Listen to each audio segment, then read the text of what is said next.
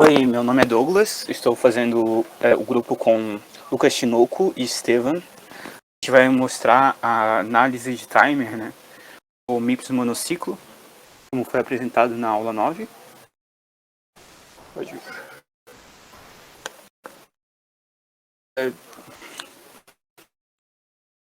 Primeiramente, a gente vai falar sobre o R lógico aritmético, né?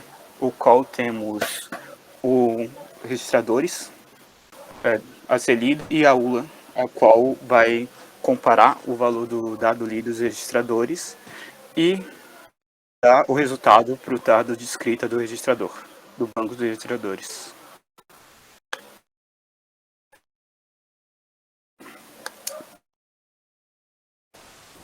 Primeiramente, a gente tem um valor, né, de memória de instrução, que vai ter um atraso de 300 picosegundos iniciais, o qual é colocado na videoaula.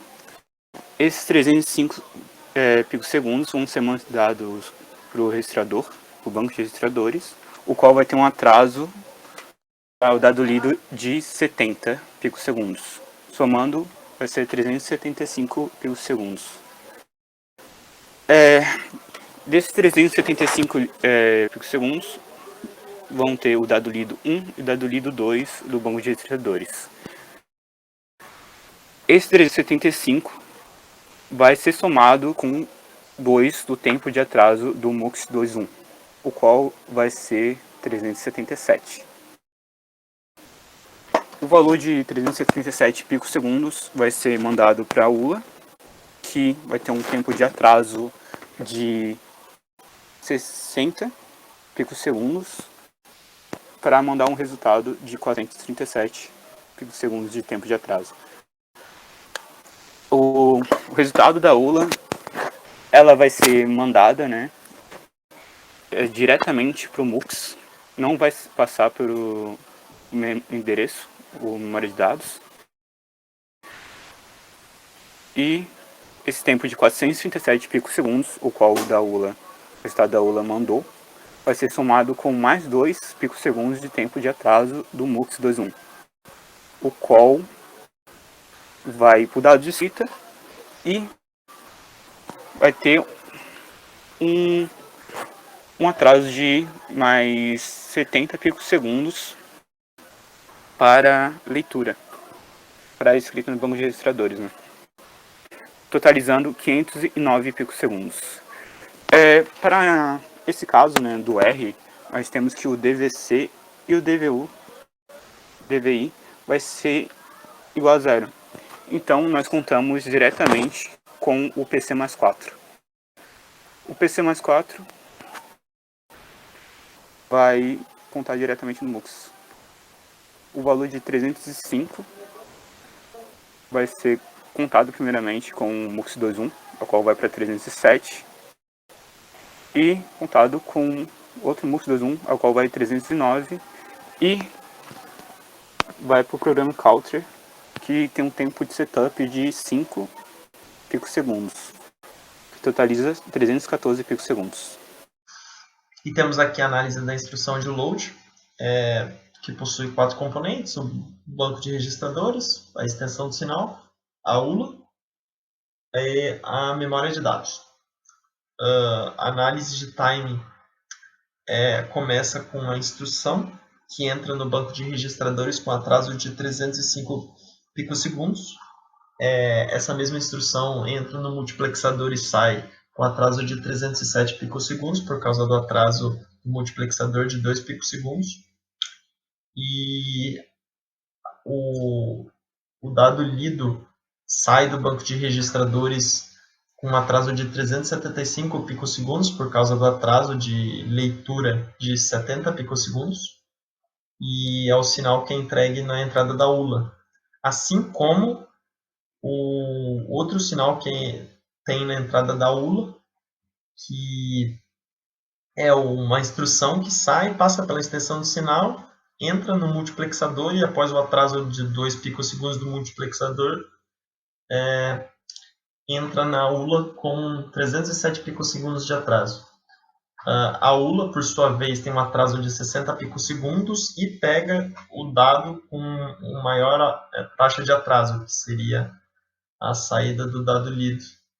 E adiciona aí os 60 picosegundos de atraso e sai com 435 picosegundos de atraso, que entra na entrada endereço do componente memória de dados, que possui um atraso de 300 picosegundos para leitura de dados e sai com 735 picosegundos de atraso, que por sua vez entra no multiplexador, que possui 2 picosegundos de atraso.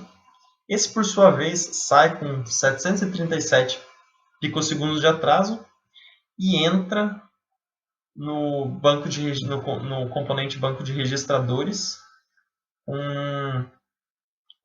como dado de escrita e que tem um atraso de 70 picosegundos para escrita no banco de registradores e finaliza com 807 picosegundos de atraso da instrução. Temos também aqui a análise de atraso do Program Counter, mas que segue a mesma configuração dos outros comandos anteriores e acaba com 314 picosegundos de atraso também. Seguindo para a próxima instrução store, ela segue os mesmos componentes que a load, né? Então, banco de registradores, ULA, memória de dados e extensão. Então, basicamente, a gente recebe dois valores a serem lidos aqui no banco de registradores. O primeiro ele vai para a entrada da ULA, em 375.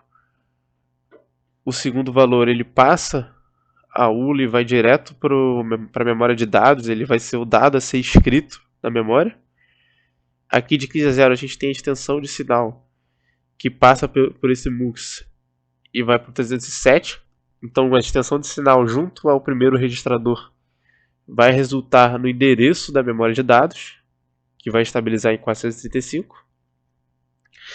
E basicamente é isso. Essa operação, né? Então a gente considera que o maior valor que entra na memória adiciona mais 300 picosegundos, que seria o tempo de escrita na memória. Então no final a gente tem 735 picosegundos. E a parte de controle segue os mesmos cálculos que foram feitos anteriormente, chegando em 314 para a estabilização no PC.